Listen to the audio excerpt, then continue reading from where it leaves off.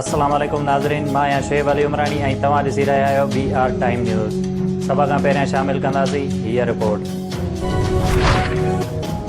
Opposition जार में फांसी पई आहे, बेइतमादी रिथ ते नाकाम थींदी। हुननि खां 2023 वारी इलेक्शन में वेंदी। वज़ीर आज़म इमरान ख़ान चयो आहे त नवाज़ शरीफ़ जनरल जिलानीअ जे घर में लोह लॻाए इक़्तिदार मां आयो। आसिफ ज़रदारी बि जाली वसियत ॾेखारे सदर थियो। मौलाना फज़ल रहमान डीज़ल जी परमिनेंट ते पैसो ठाहियो। नून लीग जे रंगबाज़नि खेसि डीज़ल जो लक़ब ॾिनो। पीपल्स पार्टी अॻवान ख़ुर्शीद शाह PTI जे MNAs जे अपोज़िशन सां राबतनि जी दावा करे छॾी।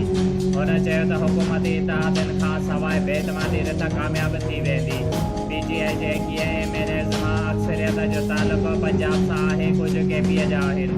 वज़ारत उज़्मा लाइ अपोज़िशन जो उम्मीदवार शहबाज़ शरीफ़ आहे। पंजाब में परवेज़ इलाहीअ जे नाले ते इतफ़ाक़ आहे। MKM साथ ॾिनो त खेनि सिंध हुकूमत में शामिल कयो वेंदो।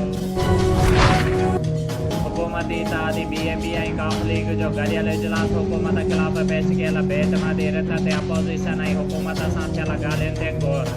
ॿिन्ही जमायतुनि जे अॻुवाणनि पारां बेइतमादी रिथ ते गॾियल फ़ैसिलो करण ते इतफ़ाक़। चौधरी शुजात हुसैन चयो आहे त हुकूमत इतिहादनि जो 100% रुझान अपोज़िशन ॾांहुं आहे। इमरान ख़ान बि 100% परेशान नज़र अची रहियो आहे। चौधरी शुजात जी हुकूमत ऐं अपोज़िशन खे इस्लामाबाद में थियल जलसा मुलतवी करण जी बि अपील। बेइतमादी रिथ खे कीअं नाकाम बणाइजे, वज़ीर आज़म जी मुशावरत जो सिलसिलो जारी। इमरान ख़ान जी सदारत हेठि बानीगाला में पार्टीअ जे सीनियर अॻुवाणनि जो इजलास। गवर्नर सिंध इमरान इस्माइल, वफ़ाक़ी वज़ीरनि ऐं ॿियनि अॻुवाणनि जी शिरकत। परवेज़ खटक चयो आहे त एस्टेब्लिशमेंट हुकूमत धारदार न आहिनि, ॿिन्ही खे गॾु हलणो आहे। डिप्टी कमिश्नर शहीद बेनज़ीराबाद आमिर हुसैन पामर चयो आहे त पूरे मुल्क जी ज़िले शहीद बेनज़ीराबाद में पिणु 23 मार्च ते करारे दाद पाकिस्तान जो ॾिहाड़ो वॾे जोश ऐं जज़्बे सां मल्हायो वेंदो त जीअं नौजवान नस्ल खे मुल्क जी आज़ादीअ लाइ अॻुवाणनि पारां कयल जदोजहद बाबति आगाही बेदार थिए।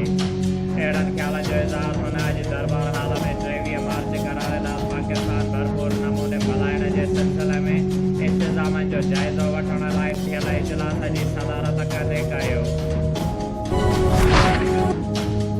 रोटरी इंटरनेशनल डिस्ट्रिक्ट 3271 पारां तालीमी मैदान में अमली तौर ते ख़िदमतूं पेश कंदे शहीद बेनज़ीराबाद ज़िले जे ॿिनि मुख़्तलिफ़ स्कूलनि में कंप्यूटर लैब्स ॾियण बैदि अॼु सकरंड जे गवर्नमेंट गर्ल्स हाई स्कूल में 3 कंप्यूटर लैब जो इफ़्तिताह कयो वियो। Governor elect district 3271 Syed Tahzeeb al Hassan Kazmi school जे head master project director Syed Ali Haider Kazmi, रूटरेन मोहम्मद अरशद कुरैशी, तालका एजुकेशन ऑफिसर सकरंड दानिश इकबाल ऐं ॿियनि सां गॾिजी सकरंड जे गर्ल्स स्कूल अंदरि कंप्यूटर लैब जो इफ़्तिताह कयो।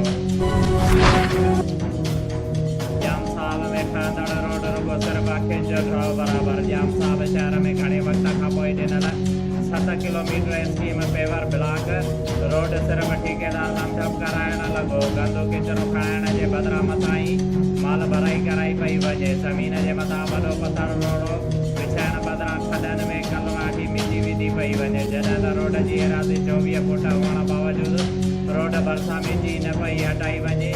हिते पियल मिटी कुझु वक़्त खां पोइ रोड ते ॼमी वेंदी, वरी गप ऐं किचिरो थियण करे गंदगी वधणु लॻंदी।